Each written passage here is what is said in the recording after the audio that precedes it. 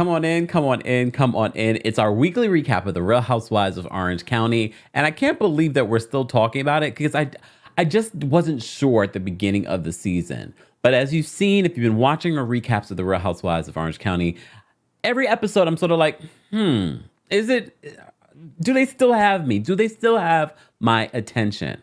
So, this new season has been about Tamra Judge coming back. And honestly, for me, it's been a fail. It's so obvious how she is hamming it up. And I literally just heard Andy Cohen refer to it as that on Watch What Happens Live. Literally, I'm like, because Jen says on Watch What Happens Live, the Tamra that we see on the show versus the Tamra that she knows is completely different. And Andy insinuates that maybe you think that she's just turning it up for the show. And she says, well, she's drinking on the show. And when I did the podcast with She Speaks Bravo, she talked about that as well. So before we get into this recap, before we get into anything, as always, be sure to like the video, be sure to subscribe, be sure to rate this episode. How would you rate it from 1 to 10? I'll tell you in my recap. But first, let's get into a countdown. Let me know also where you're watching from. Baby, won't you listen to me? I got that flavor. I know you're dying to feed. I ain't no dancer, just got some hip in my feet. Now throw your hands up. Ooh, you bring the lighter, I got the fuse. You make a fire, I'll add the fuel. Follow my lady, just watch the shoes. Gotta turn the heat up to get this cool.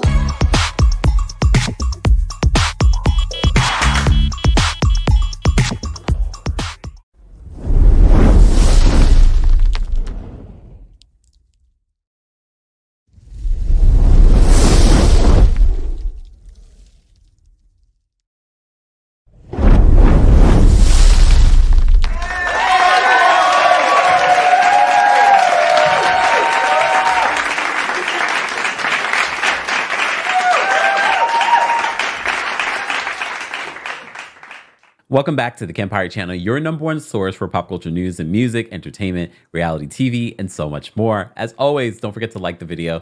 Don't forget to vote in our live chat poll on how you'd rate the latest episode of The Real Housewives of Orange County.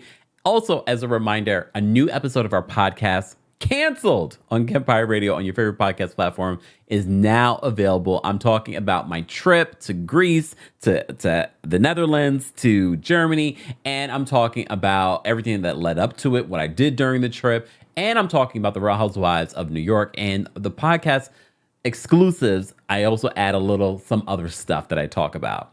The visual version of the podcast will be available on the Kempire Radio YouTube channel, so be sure to subscribe to that channel as well.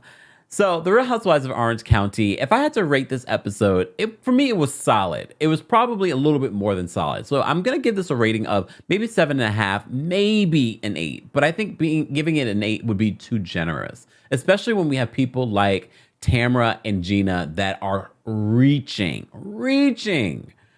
Okay. All right. So, and first of all, shout out to Emily. Emily, for me, because I feel like we're really getting her personal story, it's so genuine. For me, it feels genuine. Even if it's not, it feels genuine. So we'll talk about that in a second. So this episode is called Oh Nobu, You Didn't. And you know why it's called that. Anyways, so Shannon and John and their relationship, we already know, spoiler alert, we already know after filming Wrap, these two break up. They are not back together. We do find out in this episode about her ex-husband, David, getting a divorce. That was kind of random, but if you watch the vlogs, you've seen, and I'm not invested. Isn't the woman that he's with the one that he cheated on Shannon with? Or am I just mistaking that? I don't know OC chapter and verse. You will let me know in the live chat or the comment section. And if that is the case, ain't no good gonna come to you.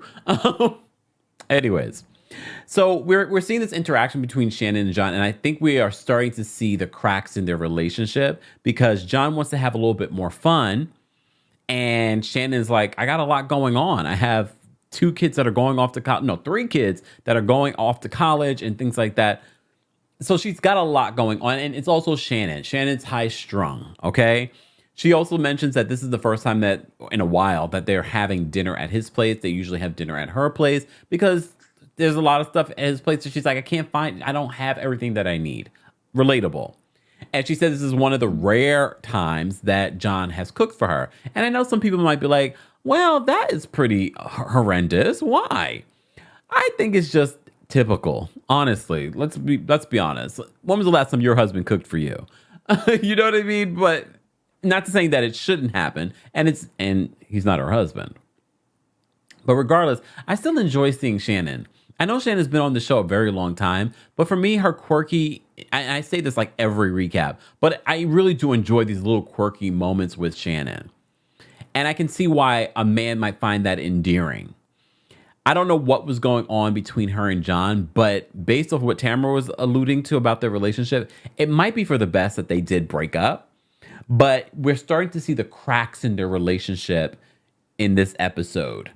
And because John wants to have a little bit more fun, but Shannon's like, I got a lot going on. Heather, Emily, and Tamara meet up. And Emily, before Heather actually gets there, she talks with Tamara about what Heather said in Montana about, it's nice to see how, the other half live. I'm paraphrasing, obviously.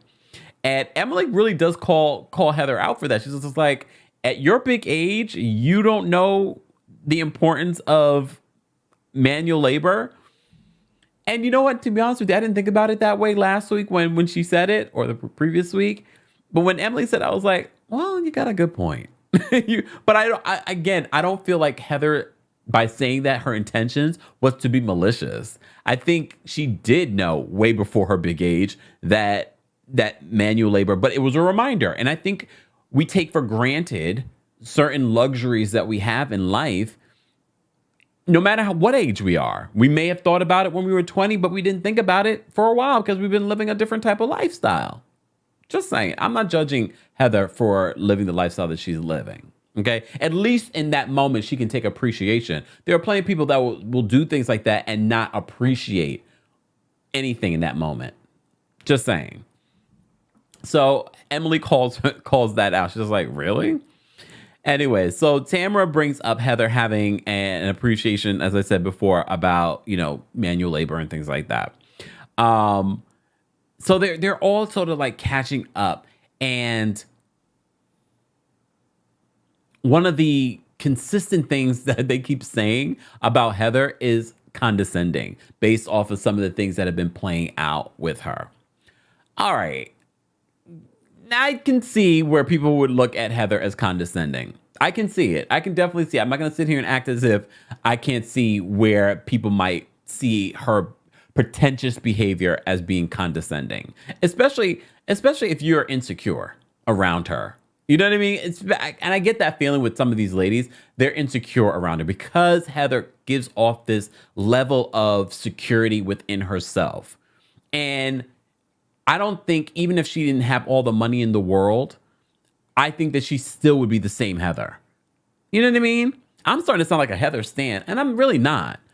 But I can see Heather still, even if she was every day, she didn't have millions of dollars. I could still see Heather being that same person, very confident in who she is. And maybe that's exactly why she attracted the man and the lifestyle that she has now. Just a thought. Jenna and Gina meet up. Oh, I am so tired of Gina.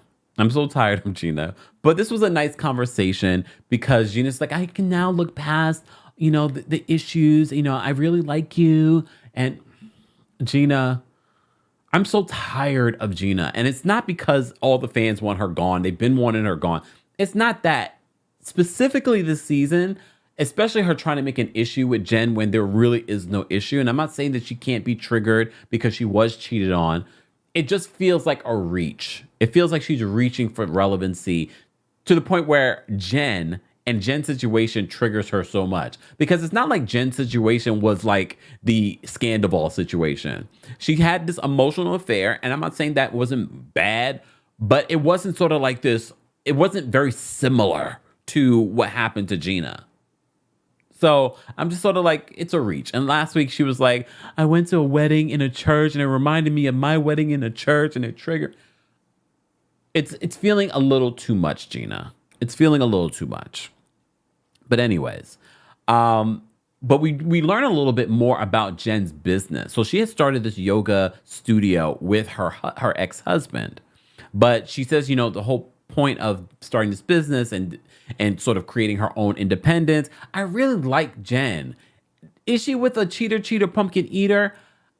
Some of the stuff that I saw on Watch What Happens Live with him, he doesn't help. Look, he doesn't help the situation. Is he a Louis Ruelas? Maybe, but a different type. You know what I mean? I don't believe him. He does give me slimy, and I hate that for Jen because I do believe that Jen is genuine. I do believe that Jen is a sweet, kind person. And I'm not saying that just because she fosters children or fosters animals. That helps, but I feel like that tells us a little bit about her character. And is she being bamboozled by this man? Possibly.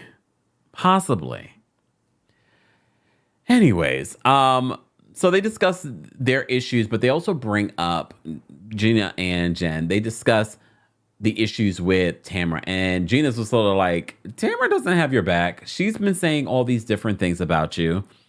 And even though they had that conversation in Montana, Jen and Tamara didn't feel in a good place because she's like, why are you bringing these things up now? You've heard these things for many years, but of course you're turning it up for the camera. You're using these issues, these things you've heard about my relationship, and you're using it for fodder for this reality show.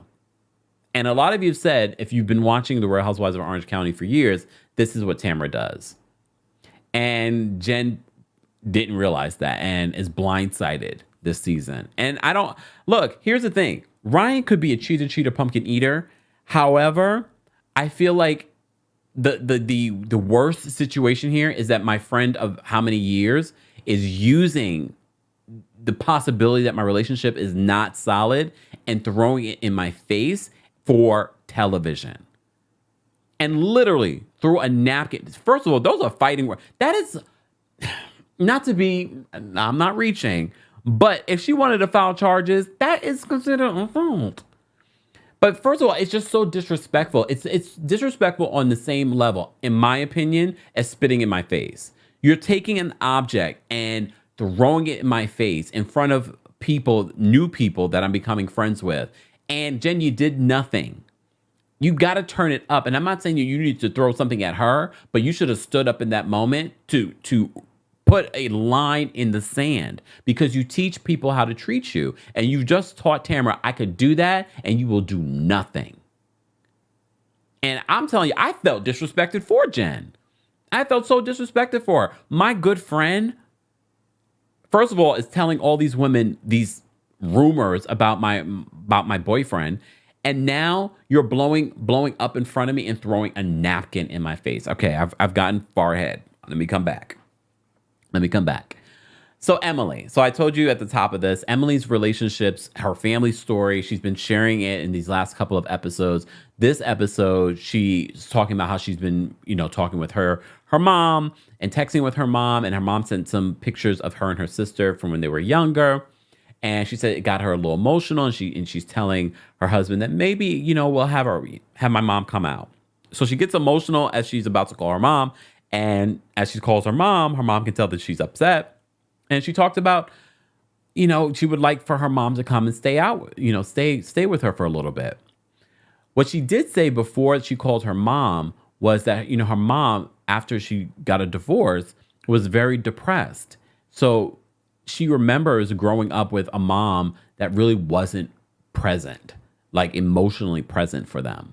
She would sleep a lot because she was depressed. And that was the time where a lot of people didn't do anything when they felt that way. So Emily's really sharing a lot. For me, her storyline is probably, her and Jen storylines are really giving us depth this season. No one else really.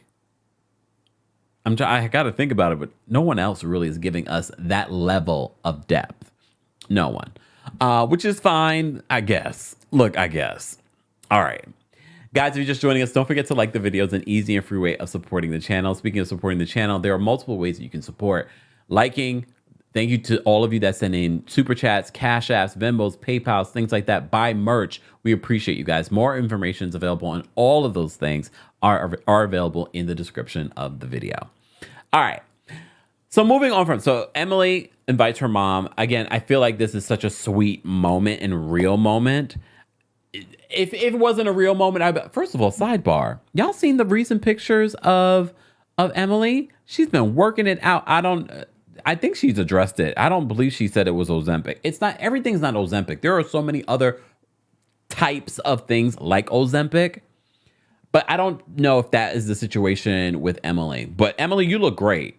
Emily looks great. She's been in the gym doing all the things. I don't know what it is, but good for you. As long as it's something healthy. Because anyways, we could have a whole conversation on Ozempic and we're not going to do it. All right. So Shannon goes shopping with her twins and she's talking. This is what I do like about Shannon. I like seeing her with her kids. I also like seeing her talk about consignment and, just lessening your carbon footprint in the world. So, because buying things secondhand, she says she's done that for years. I love in the confessional where they ask her, is that, secondhand? She's like, not yet, basically. So she's shopping with her daughters, teaching her daughters her ways of shopping and things like that. And that's the great thing about buying luxury items. First of all, okay, I can appreciate if you can't afford to buy luxury items, you buy certain things that you can afford. But when you buy quality lasts a long time. And like certain luxury items gain value when you keep them and you can resell them. So I do when I'm swiping through TikTok, there's a lot of those consignment sellers on there. So I'm always nothing that I would buy because a lot of them are purses. I'm not buying a purse. No judgment. There are plenty of men that buy purses, but I'm not buying a purse. So I'm always swiping and I'll sit there and I'll look. But I feel like I learn things too based off the conversations that are being had. I don't know if they give me any value in what I'm learning, but some value. There is some value there. Anyways. So we had that sweet scene with Shannon and her twins. So Heather is hosting the ladies at Nobu. They're taking a boat over to Nobu. But before the ladies all arrive, she has a conversation with Taylor. As you know, Taylor is still talking about her issues with Heather. So Heather wants to put a kibosh on it. I don't see why this turned out to be the issue that it was. I remember at BravoCon, they were sort of alluding to the issues between Heather and Taylor. And I'm just like, it feels like a reach. I feel like Taylor was, trying to stir the pot, probably so that she can gain an orange, and she didn't. But I still like Taylor a part of this cast because it feels real. It feels natural. It doesn't feel like it's forced. Honestly, Gina feels more forced. Tamara feels more forced than Taylor, in my opinion. Anyways, I did find it interesting that they invited Lauren, the acting coach. Were they just trying to get the token black woman? It felt that way because it was so random. It's not like Heather knows this woman and she's friendly with this woman. It just felt very random. Anyone else? It felt random. I was like, what are y'all doing? Because y'all got rid of Noella, y'all wanted to... I mean, she seemed like a lovely woman. She's very quirky. She seemed to fit in, though. How'd you guys feel about Lauren, the acting coach? Anyways. So this is where the ladies are hanging out. Heather knows how to host the situation. She gave them chopsticks with their names on it. She gave them that little gift thing, talking about shoveling ish. Okay. In Japanese, she's very festive. I can appreciate that about her. And I would love a friend like that anytime we go out. Oh, I got a little gift. Okay, girl. Look. How you doing? I love it. But of course, this leads to conversations about Jen, what Tamara's been saying about Jen and her relationship. And basically, Jen seems to, because this is where Tamara decides to bring up what Eddie brought up last week in regards to what his friend was saying about Ryan at Ryan's house. what kind of friends are like? What kind of friend this is at Ryan's house, and his friend is telling Eddie under Ryan's roof that, oh, you better watch out for him. He goes after married women. What? Under my own roof, you're telling like Ryan, you need to figure out who your friends are, because Heather Amin, and now this other friend, all of them telling on you. They were never your friends. They were never your friends. So that comes up. And of course, Jen is blindsided. Again, when we said that you're going to be a friend, you're going to show up for me, this is what you do. This is what you do. So Jen insinuates, she's like, do you remember what you, after that barbecue when we were on the phone? And Tamara was like, oh, what are you insinuating, that I'm interested in Ryan? So later on, after coaxing from the other ladies, after Tamara threw a napkin in Jen's face and stood up over her, see, look, and I know what y'all are saying. If Jen came across the table and knocked Tamara out, it would have been retaliation. It would have been self-defense. But they're not those ladies. They're not those ladies. But I'm sorry, I don't know what I would do if someone spit in my face. I don't know what I would do if someone threw a napkin in my face. People just know better. I may be quiet, but don't test my boundaries. Don't test my boundaries. Every once in a while, some of y'all call up in here and try to test them, then I have to remind you.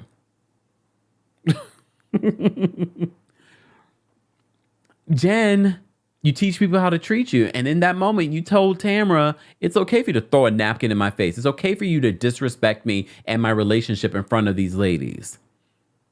That's unacceptable. And I have to say, watching the little bit of Watch What Happens Live that I did see of Jen, what was going on? Vivica Fox, every time I see her, she looks different. I don't know. Vivica. Anyways. So, Jen was too gracious. And this is why I know who Jen is. She was very gracious to Tamara on the show, on Watch What Happens Live, which I can appreciate and I respect, because that's probably who I would be. I'm not going to go for the jugular unless you really take me there. It would take a lot, though. So, Tamara gets up and she walks away, and she's like going back and forth, and Shannon runs after her.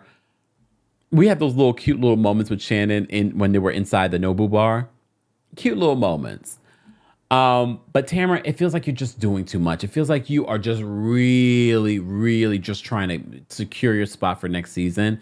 And to be honest with you, everyone's been talking about the Roni reboot and what cities they should reboot. I'm surprised that people aren't talking more about Orange County, because that could use a reboot. That's the oldest of this entire franchise. That could use a reboot.